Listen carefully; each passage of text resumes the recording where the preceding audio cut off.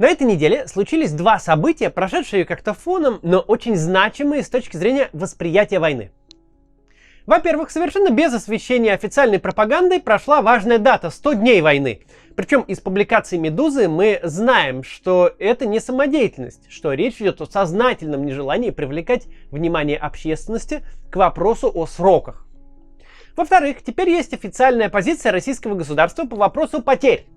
После 2,5 месяцев молчания Министерства обороны заместитель председателя профильного Думского комитета заявил, что данные не публикуются, потому что российская армия перестала нести потери. В 4-й месяц войны мы входим без сроков и без потерь, даже без фантазийных потерь, даже без в разы заниженных потерь. Спустя множество времени и множество жертв этой войны наблюдатели продали себе идею о том, что российское общество проглотило вопрос сроков и вопрос жертв. Что явно затянувшаяся и кровавая война, которая каждый день отправляет в тыл гробы, не вызывает ожидаемого общественного возмущения.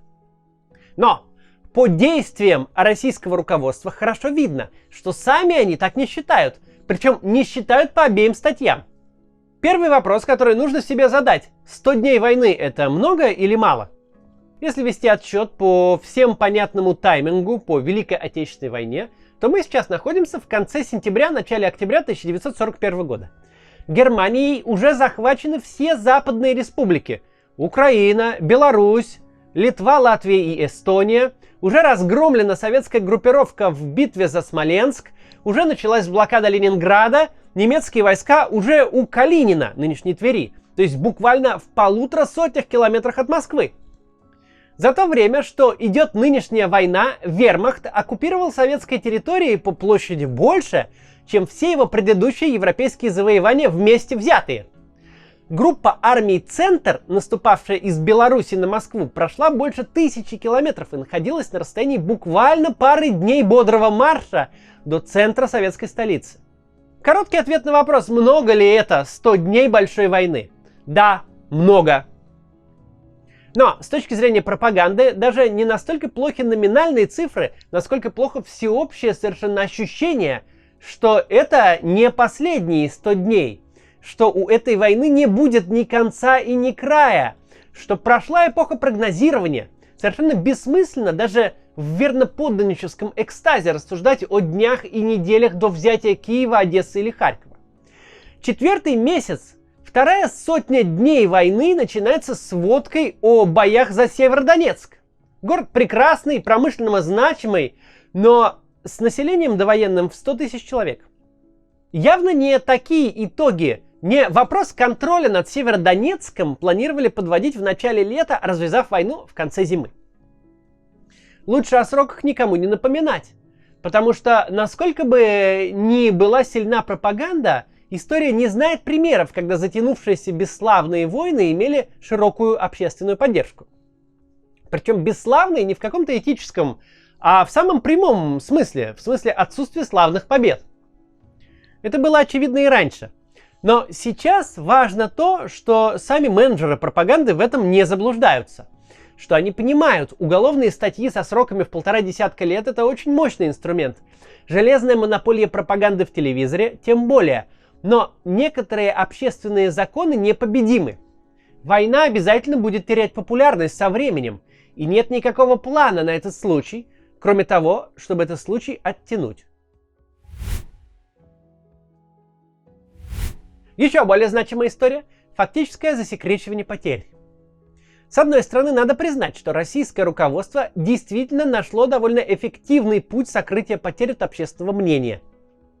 Путь этот очень прост. Гробы не едут в Москву и крупные города. Львиная доля тех, кто воюет и гибнет сегодня в Украине, это жители национальных республик. Это мобилизованные с оккупированных территорий Донецкой и Луганской областей, так называемых ДНР и ЛНР. Это польстившиеся на обещания огромной зарплаты жители беднейших регионов России. Коротко говоря, в основном гибнут те, чьей смерти некому возмутиться. А даже если есть кому, то их никто не услышит и не увидит. Гибнут те, о ком не напишет «Медуза», про кого не сделают популярный ролик на Ютубе. Гибнет 3-я Россия в классификации регионалиста Натальи Зубаревич. Не просто самая бедная Россия, но Россия вовсе никак не представленная публично. Пока мы знаем один громкий случай, когда родители, отец в данной ситуации, возмутился настолько громко, что история попала в СМИ и соцсети. Это гибель срочника на крейсере «Москва».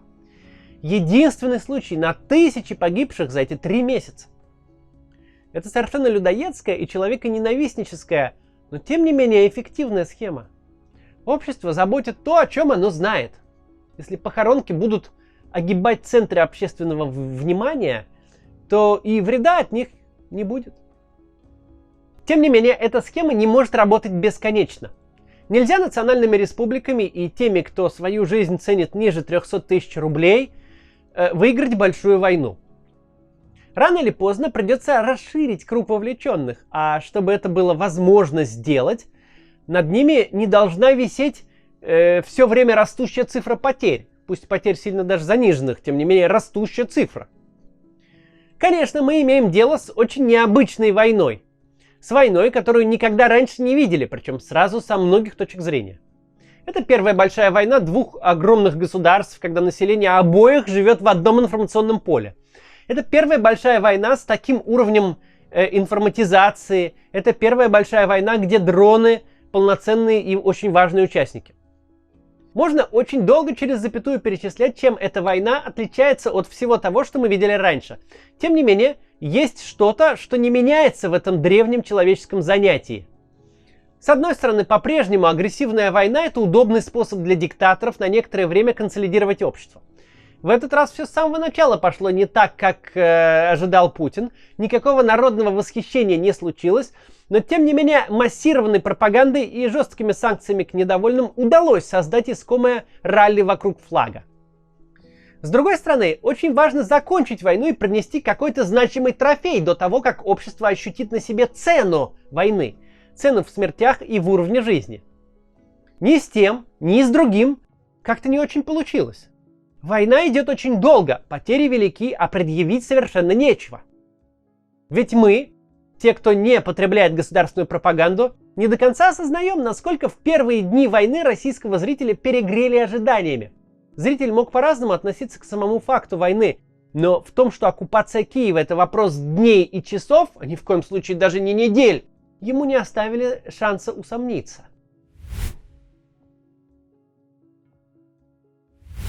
Переоценка собственных сил, недооценка украинской армии, недооценка реакции мирового сообщества с самого начала была столь неадекватна, что никто не пытался подложить никакой соломки. В первые же часы вторжения единственным информационным товаром была победа. Причем от идеи этой очень долго не отказывались. Всякий раз Украина лишалась всего ПВО, всей авиации, всей артиллерии. Всякое откладывание неминуемой победы на неделю вперед сопровождалось заверением, что через неделю она уж точно будет, потому что никаких препятствий на пути к ней не осталось. Какое-то время так можно жить. Перед лицом триумфальной победы можно даже признавать некоторые потери, ведь это героические, типа погибшие ради высшей цели люди. Но нельзя это делать бесконечно. Нельзя бесконечно объявлять парад победы на Крещатике к следующей пятнице. Тем более, что не только победные реляции, но и все бодрые прогнозы по санкциям просто не случились.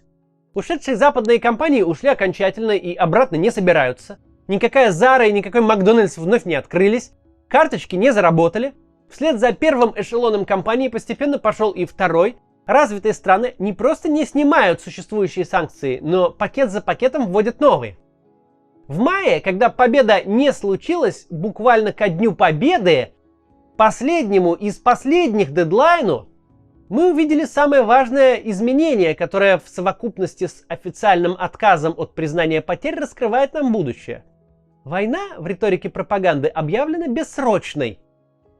Что же это будет за будущее? Это будет попытка отменить войну. Не войну настоящую, на ней каждый день продолжат гибнуть люди, но войну как информационный продукт и концепт.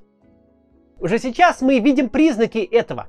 Продолжительность пропагандистских программ сокращается, а в телевизор постепенно возвращается его главный продукт – развлекательный контент. Идея, очевидно, в том, чтобы поместить войну в фоновый режим. Что-то где-то происходит, но никаких данных о потерях нет. Нет никаких новостей, способных отвлечь зрителя от очередной интриги вокруг наследства советской звезды из передачи «Пусть говорят». Вся нынешняя кампания буквальный рецидив 2014 года и в этом тоже. Донбасс не стал вторым Крымом. Донбасс получился затяжной, кровавой, а главное с перечислением бесконечных райцентров вместо внятных побед войной. Если войну нельзя выиграть, мы про нее забудем. Мы исключим Донбасс из повестки. В следующие 8 лет о нем будут вспоминать лишь самые отпетые маргиналы из числа радикальных националистов. Тогда это получилось. Получилось по 3 причинам. Во-первых, война на Донбассе была не слишком масштабной, в нее не была вовлечена значительная доля российской армии. Во-вторых, украинская армия на тот момент не была в состоянии сломать устраивающий Кремль статус-кво и выбить оккупационные войска из Донецка и Луганска. То есть не было победы, но не было и поражения. А главное, в-третьих, Донбасс был плотно замаскирован успехом Крыма. Да, Славянск, о котором 99% никогда не слышали, оккупировать не удалось. Зато Крым и Севастополь оккупировали и почти бескровно.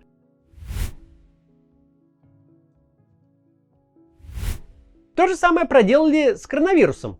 Всякий раз между волнами обострений, которые невозможно было игнорировать, коронавирус просто исчезал из телевизора, а значит и из реальности.